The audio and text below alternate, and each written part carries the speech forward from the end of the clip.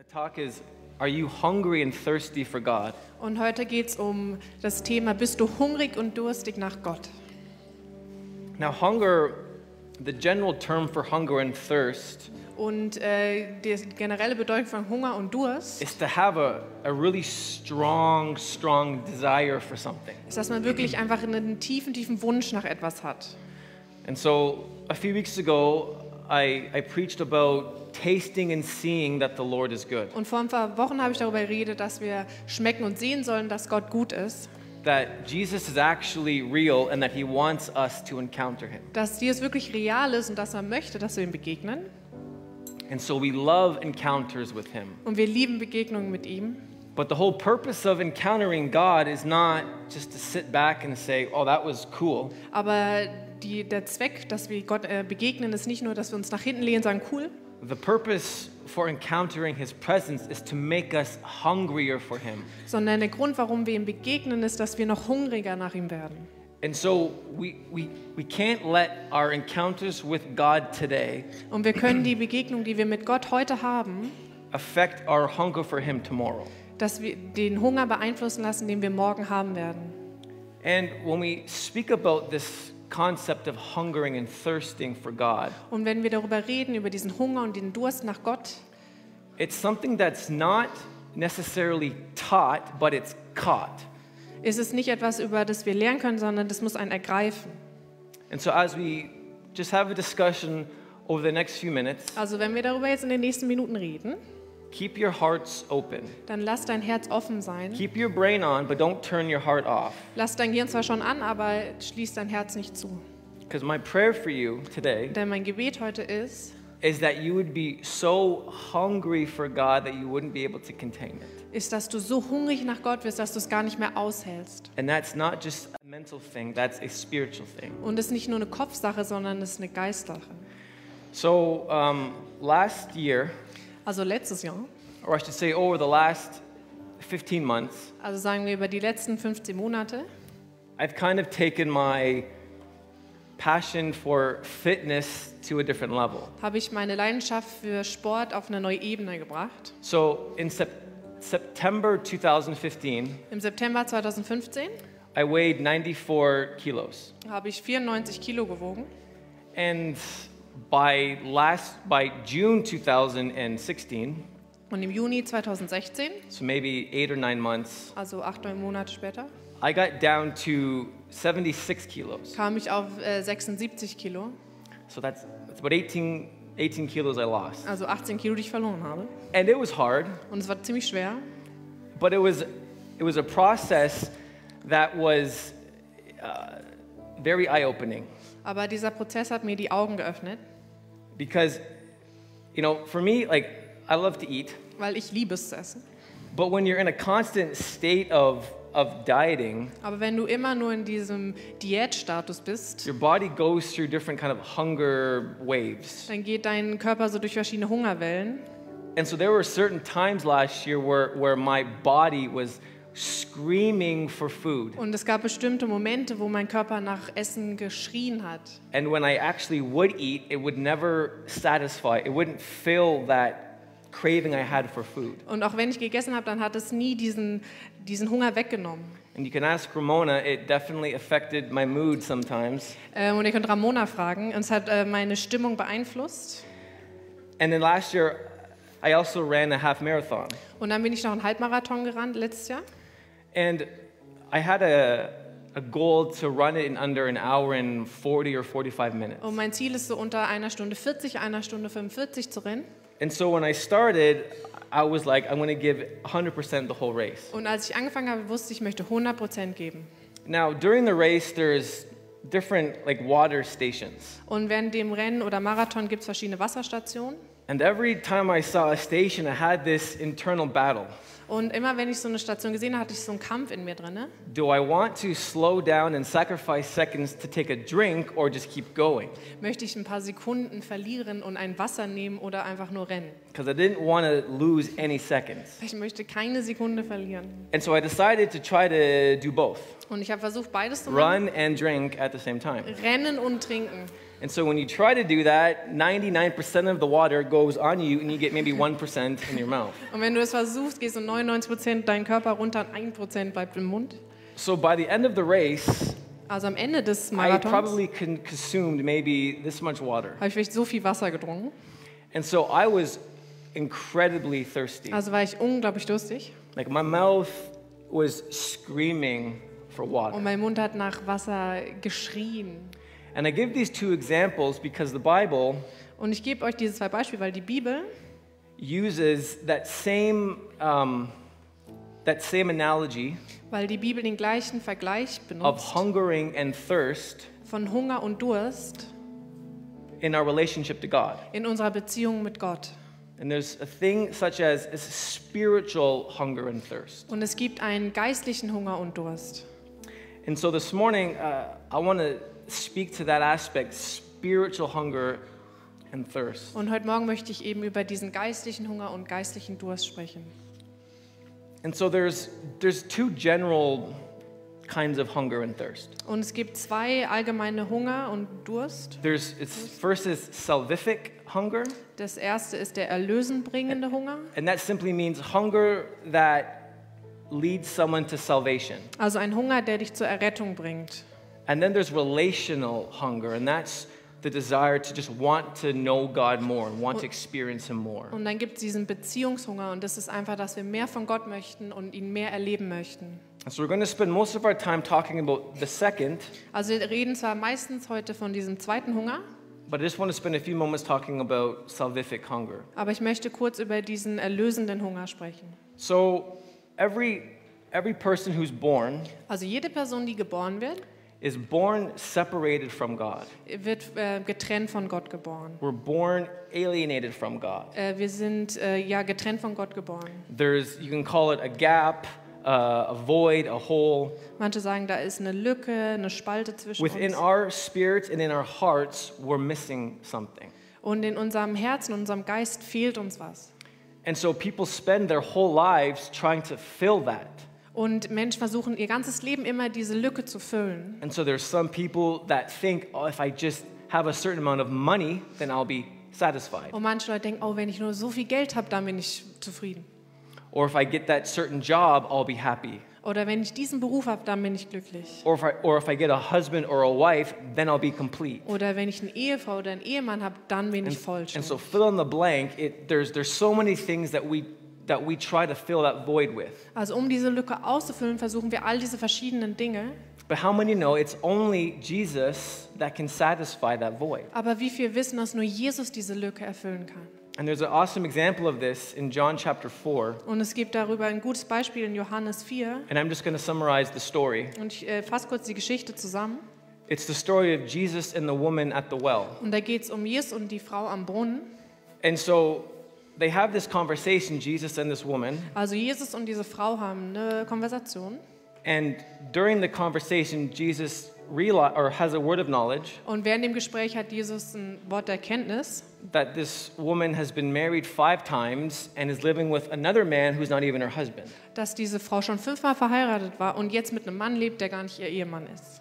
And so you could make general conclusions about this woman. Also kann man da ja sich schon selber zusammenfassen, wie die Frau ist. She probably has a very low self-esteem, Also wahrscheinlich hat sie nicht gerade ein hohes has Selbstbewusstsein, no identity, keine Identität has a very low view of herself. und sieht sich selber sehr niedrig.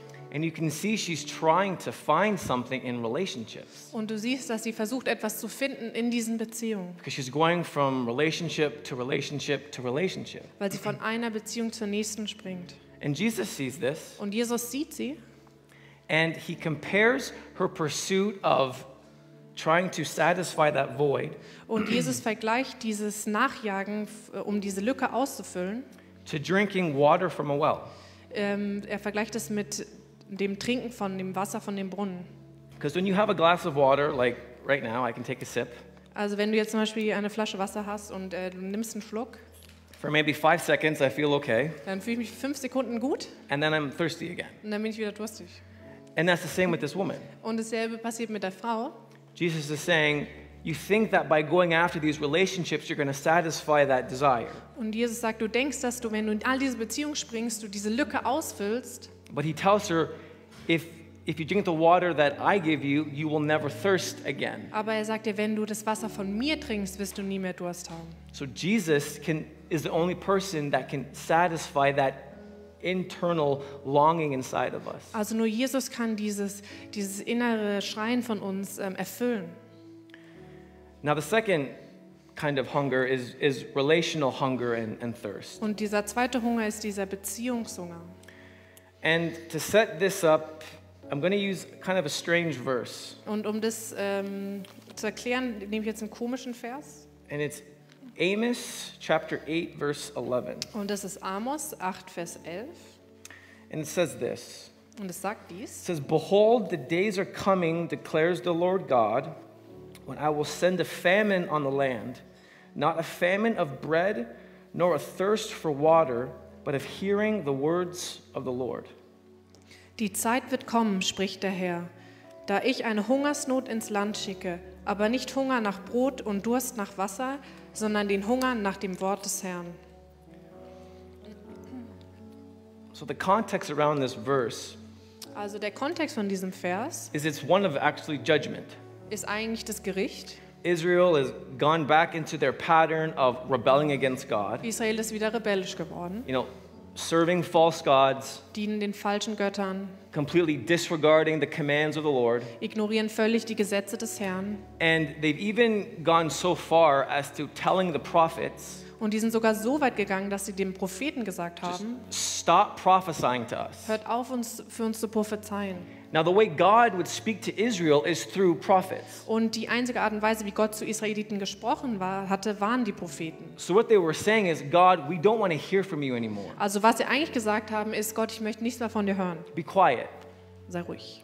So God's like, okay, Und Gott sagt, okay, I'm going to send a famine, ich werde eine Hungersnot schicken. but not of bread and water, but of my words. Und nicht von Brot und Wasser, sondern nach dem Hunger des Wortes. And in the Old Testament, when you see the term word of the Lord, Und wann immer du im Alten Testament die Aussage Wort des Herrn siehst, it's referring to God himself. dann geht es His um Gott presence. selbst, seine Gegenwart.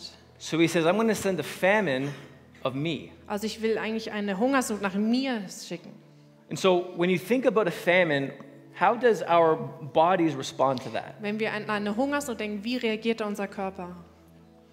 If you're in an extended period of time where you don't have enough food and water, Also wenn du eine bestimmte Zeit hast, wo du kein Essen und kein Trinken hast, I don't want me to be not sensitive because there's parts of the world right now und ich möchte jetzt sensibel sein, weil es gibt bestimmte Teile der Welt, denen es wirklich so geht, who live in constant famine. die wirklich immer in Hungersnot And leben. we've all seen the pictures. Und wir haben alle schon diese Bilder You gesehen. get so thin and your bones are showing and you're completely unhealthy. Und das zeigt, wie sich die Knochen schon rauszeigen und es sieht einfach so ungesund aus. And the land becomes desolate. Und das Land wird wie eine Doesn't Wüste.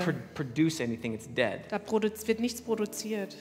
And this is the kind of famine God was going to send, but not in the natural, but in the spiritual. Und das war diese Hungersnot, die Gott senden wird, aber nicht im Natürlichen, sondern im Geistlichen. And he's like, if you guys don't want me, fine, I'm going to make you want me.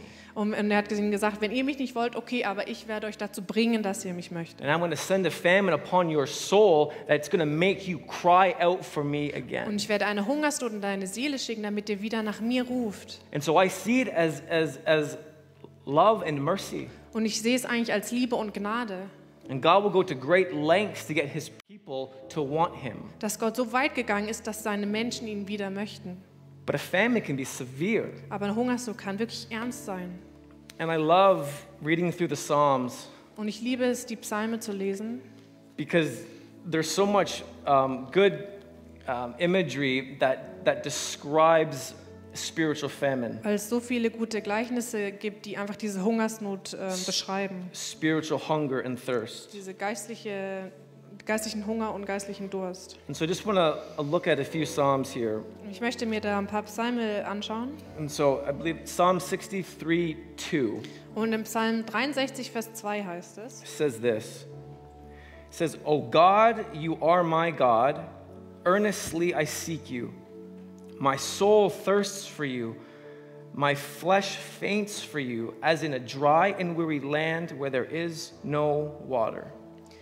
Gott, du bist mein Gott, dich suche ich von ganzem Herzen. Meine Seele dürstet nach dir, mein ganzer Leib sehnt sich nach dir in diesem dürren, trockenen Land, in dem es kein Wasser gibt. Do you see the imagery here?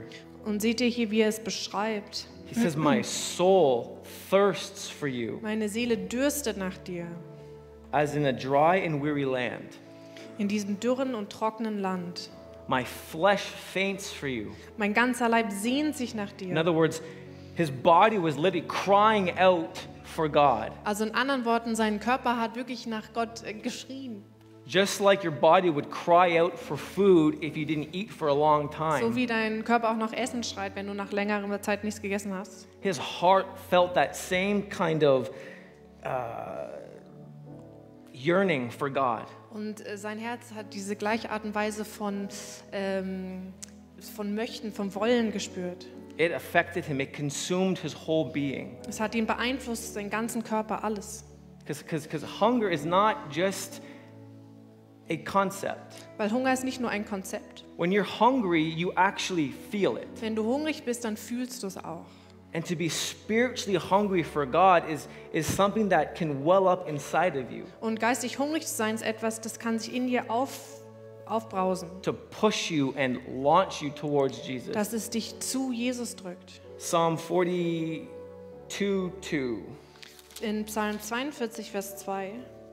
It says, my soul thirsts for God, for the living God. When shall I come and appear before him? Oh, whoops, sorry, 42:1. As a deer pants for flowing streams, so my soul pants for you. Wie der Hirsch nach Wasser dürstet, so sehne ich mich nach dir, mein Gott. And in the imagery here, it talks about a deer. Und in diesem Vergleich geht es um einen Hirsch. And if you look at the ancient or the Middle Eastern climate and culture, Und wenn man sich die altertümliche Kultur anschaut, it's very dry, it's very hot. ist es dort ziemlich trocken und heiß. And so if you're a deer, Also wenn du ein Hirsch bist, you're going to be searching a lot for water. dann suchst du immer nach Wasser. And so this is the imagery that as a deer, and in the English it says the word panting, Und im Englischen heißt es dieses Wort lechzen, nach etwas dürsten. which literally means like if someone's panting for air, they sound like this, like, Es ist wie wenn man nach Luft lechzt, man hört sich so an. and that's what that's the imagery that his soul was panting for God, Und das war dieser Vergleich, dass seine Seele nach Gott lechzt, yearning for God. nach ihm schreit. Psalm 143 verse 6. Und im Psalm 143, Vers 6 heißt es: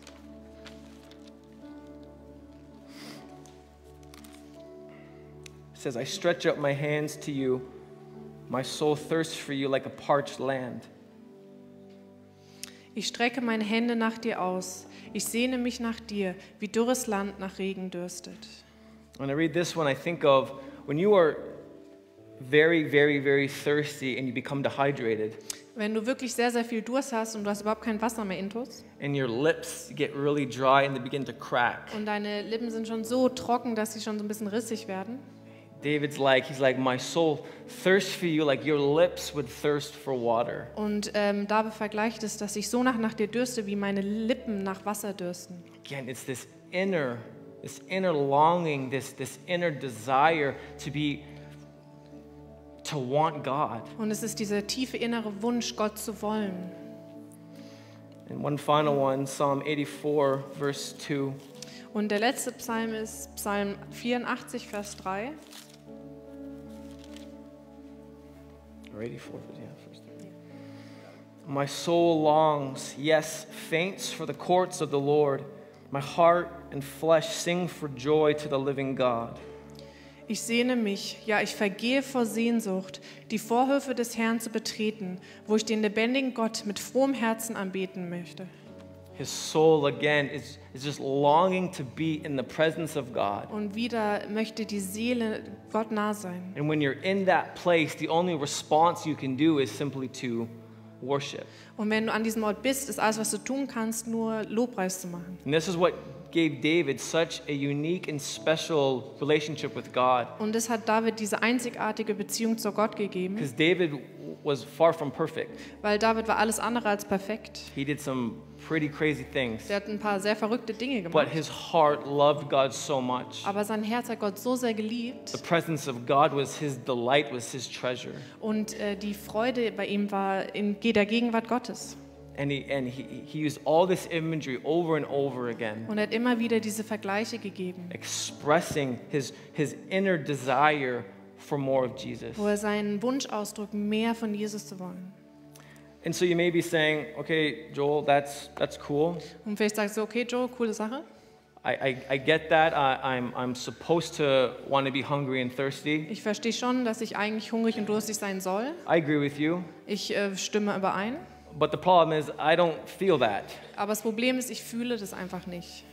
So how do I become hungry when I don't feel hungry? Also wie bekomme ich Hunger, wenn ich nicht hungrig bin? And so I want to offer 2 suggestions. Und ich möchte euch 2 Vorschläge geben. Number 1, Nummer 1. in the natural, Im Natürlichen, the more you eat, the less hungry you get. je mehr du isst, desto weniger bist du hungrig. So let's say you're hungry and then you eat something and then you feel full. Also du bist hungrig, dann isst du was und dann bist du wieder voll. And so you stop and you have to wait again over a period of time and then you're hungry again and then you eat and then you're full. Und dann hörst du auf zu essen und dann wartest du wieder, bis du Hunger hast und dann isst du wieder und dann bist du wieder voll. In the spirit, it's opposite. Und im Geistlichen ist aber genau andersrum. The more you eat, the more you want. Je mehr du isst, desto mehr möchtest du. And this is how God designed it. Und so hat Gott es gemacht. If you think about, if you've gone to a retreat or some conference, Wenn du mal auf einer Konferenz war oder an einem Wochenende and for, let's say 2 or 3 days, you are just praying and worshiping and hearing sermons, und du hast 2, 3 Tage nur gebetet und gute Predigten gehört and you're just feasting on God, und du isst so von Gott. and you're just like, you just can't get enough, you just want more and more and more, and you don't want it to end. Du kannst einfach nicht genug kriegen und du möchtest mehr und mehr und du willst nicht, dass es aufhört.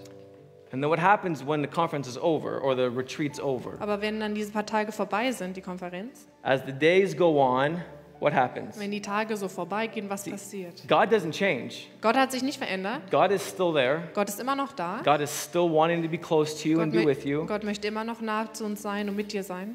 But it's our hunger that gets lower and lower and lower. Aber unser Hunger wird wieder weniger und weniger, Because we come back and it's just life. weil wir zurückkommen und dann We wieder have unser jobs, Alltag we have leben. responsibilities, we have things we need to do. Wir haben Berufe, Verantwortung, viele Dinge, die wir tun müssen. And our focus then shifts from solely 100% on Jesus to Jesus plus everything else. Und unser Fokus verändert sich von 100% Jesus auf all die anderen Sachen und dann noch Jesus. But there is a way to live life where you are constantly hungry for Him. Aber es gibt eine Art und Weise, wie wir leben können, dass wir immer hungrig nach ihm sind. Our experience doesn't have to be like that. Unsere Erfahrungen müssen nicht so sein.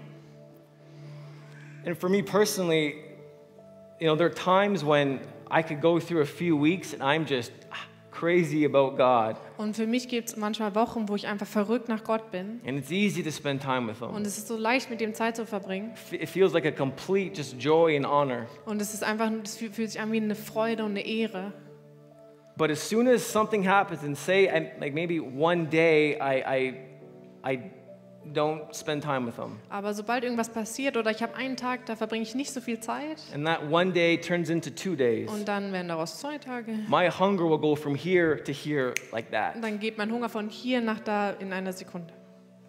Because the more you eat, Weil je mehr du the more you isst, want. desto mehr möchtest du. The less you eat, the less you want. Je weniger du davon isst, desto weniger möchtest du. And the second point, Deuteronomy chapter 8, verse 3. Und mein zweiter Punkt ist im 5. Mose 8, Vers 3. And this is going to connect back to our text in Amos. Und das verbindet wieder mit dem ersten Vers in Amos. Verse 3 says this. It says, "And he humbled you and let you hunger and fed you with manna which you did not know, nor did your fathers know, that he might make you know that man does not live by bread alone, but man lives by every word that comes from the mouth of the Lord." Ja, er ließ euch eure Abhängigkeit spüren, indem er euch hungern ließ, Dann gab er euch Manna zu essen, das ihr und eure Vorfahren bis dahin nicht kanntet. Dadurch wollte er euch zeigen, dass der Mensch mehr als nur Brot zum Leben braucht. Er lebt auch von jedem Wort, das aus dem Mund des Herrn kommt. You see, back in Amos, who was responsible for the famine? Als wir Amos gelesen haben, wer war eigentlich verantwortlich für diese Hungersnot? Who initiated the famine? Wer hat sie begonnen? It was God. Es war Gott. Here we see it says, and God let them hunger. Und hier heißt es, dass Gott sie hungern ließ. Jesus is the great initiator. Jesus ist der große Initiator. We didn't love God, He loved us first. So we can't love Him. We can love Him because He loved us first. Und wir können Gott nur lieben, weil er uns zuerst geliebt hat.